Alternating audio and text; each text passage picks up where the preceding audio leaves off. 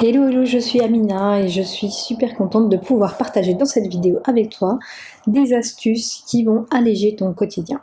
Si tout comme moi et comme 90% des femmes, des mamans de cette planète, tu as des journées ultra chargées, tu es une maman débordée, peut-être même multicasquette, sans doute même multicasquette, tu fais tes to-do list mais en général tu n'arrives jamais à tout faire ce qu'il y a dessus, elles débordent totalement, tout comme ton panier à linge et ta vaisselle. Donc tu es au bon endroit. Je vais aujourd'hui te partager des astuces concernant justement le partage des tâches et le travail des tâches ménagères à la maison. Comment partager efficacement, et là c'est la clé de la vidéo, c'est efficacement, comment les partager avec tous les occupants de la maison, notamment les enfants. Donc là on va vraiment se focaliser sur comment impliquer les enfants dans les tâches ménagères, à quel âge, quoi leur donner et comment leur donner, afin qu'il n'y ait pas de rébellion, etc. Donc on va commencer donc tout de suite par dire stop. Stop à ce trop-plein en fait de tâches qui saturent notre quotidien, qui saturent notre morale. Et on va essayer de partager efficacement. Donc tout d'abord en réunissant tous les membres de la famille, notamment les enfants qui, eux, vont être le cœur de cette vidéo. Et on va mettre sur papier, clairement un grand papier devant tout le monde, toutes les tâches que tu fais au quotidien. Que tu fais, ou même si ce sont les autres qui font, mais en tout cas toutes les tâches qu'il y a à faire au quotidien. Tout domaine confondu. Donc ça peut être aussi bien les lessives, la vaisselle, les courses, aller chercher les enfants, ramener les enfants. Enfin vraiment essayer de lister au maximum les tâches, une à une. Et ensuite on va dire, bon ok, alors maintenant, voilà tout ce qu'il y a à faire au quotidien. Maintenant j'aimerais que là nous sommes tous réunis, on va pouvoir se départager ces tâches, parce que moi, à partir d'aujourd'hui, j'aimerais vraiment que vous soyez impliqués dans le fonctionnement de la maison, vous soyez impliqués dans les tâches qui vous concernent, que vous soyez impliqués tout simplement dans la distribution des tâches de la famille. Donc chacun pourra choisir les tâches qui lui conviennent le mieux. Parce que si vous voulez, c'est un peu comme nous, il y a des tâches qu'on aime bien faire, qu'on aime bien faire. Oui, parfois on aime bien les faire, ou alors elles nous dérangent moins que certaines autres tâches que l'on déteste. Moi personnellement, le repassage, je déteste ça. Donc c'est vraiment pas une tâche que j'ai plaisir à faire, etc.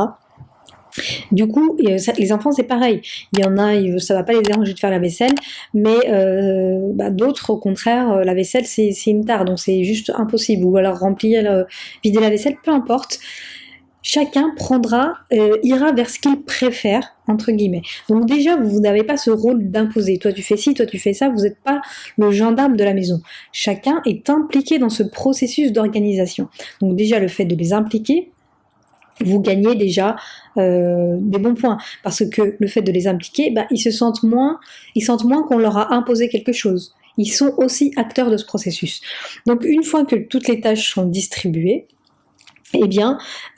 chacun va pouvoir savoir exactement ce qu'il a à faire, à quel moment il a à le faire, et c'est le papier donc qui va être gardé et qui sera mis dans un endroit de la maison, je sais pas, sur le frigo, derrière une porte, etc., qui va faire le rôle de gendarme. Vous allez vous détacher de ce rôle de je t'ai dit de faire ceci ou de faire cela. Non, en fait vous, cette charge-là, vous la déléguez à cette organisation, à ce bout de papier, cette liste que vous avez mis en place avec les autres membres de la famille.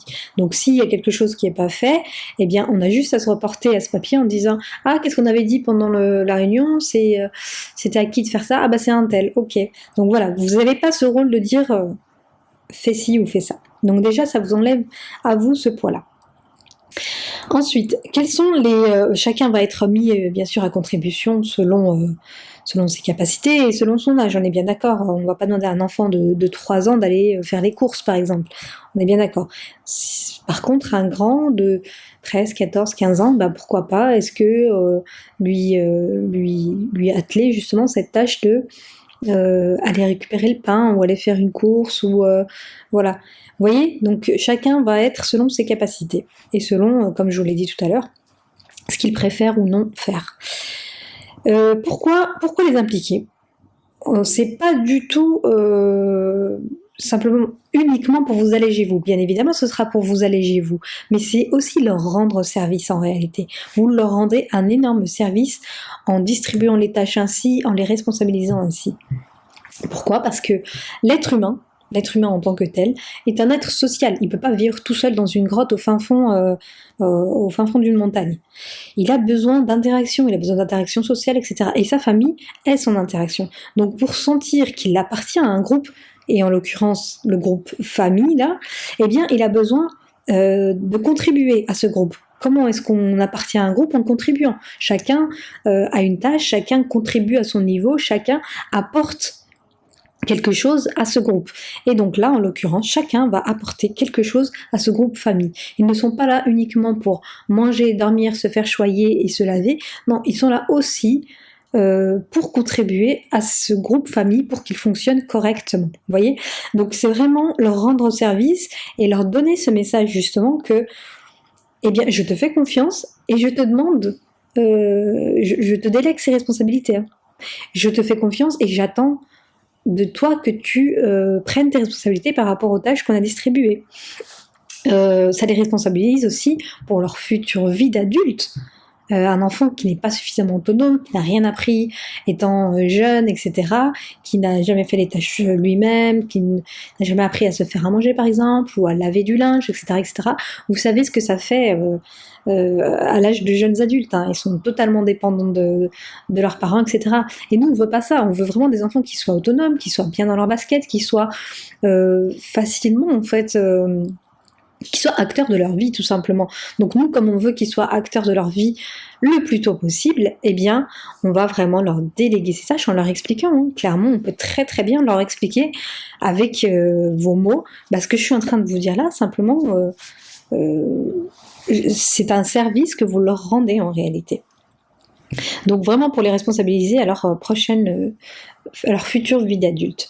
C'est aussi un engagement de leur part. Donc il faut bien expliquer le fait que ce qu'on a posé là sur papier, ce sont des engagements de chacun d'entre nous et le non-respect d'un engagement a des conséquences. Donc comme dans la vie à l'extérieur de la maison, quand on ne respecte pas un engagement, il y a des conséquences. Donc ces conséquences-là, ce n'est pas des punitions, on est d'accord, on va pas mettre des punitions lorsque une tâche n'est pas faite, mais par contre ça peut avoir des conséquences sur le reste de l'organisation. C'est-à-dire si moi j'ai prévu qu'un tel fasse telle tâche et moi j'en fais une autre pendant ce temps-là, pour qu'après je puisse l'accompagner lui, je sais pas moi, à son cours de sport, et bien si sa tâche à lui elle n'est pas faite, est-ce que ça veut dire que c'est moi qui suis obligée de la faire et du coup j'ai plus le temps de l'accompagner à son cours de sport parce que je peux pas me partager en deux, on est bien d'accord. Donc voilà, c'est ça qu'il faut leur faire comprendre, c'est que moi je compte sur toi pour cette tâche-là parce que pendant ce temps-là, moi je fais autre chose et ça me libère du temps pour qu'après je puisse moi t'accompagner, t'emmener à ton cours ou tout simplement passer un moment avec toi.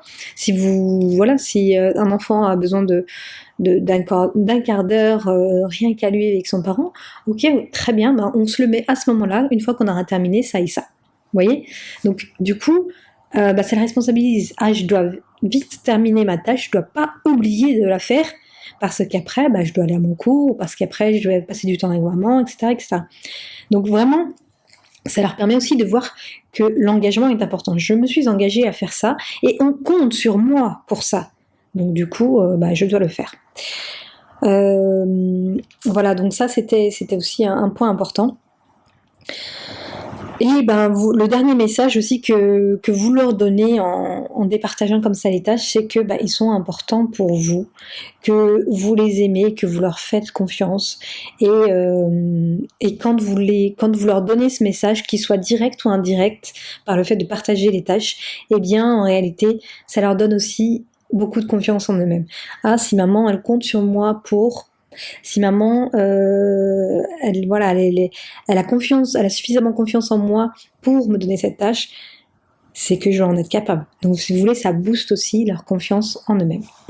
Voilà, j'espère que toutes ces astuces vous aideront au quotidien. N'hésitez pas à déléguer, n'hésitez pas à départager les tâches qu'il y a à faire. Ne prenez pas tout sur vos épaules.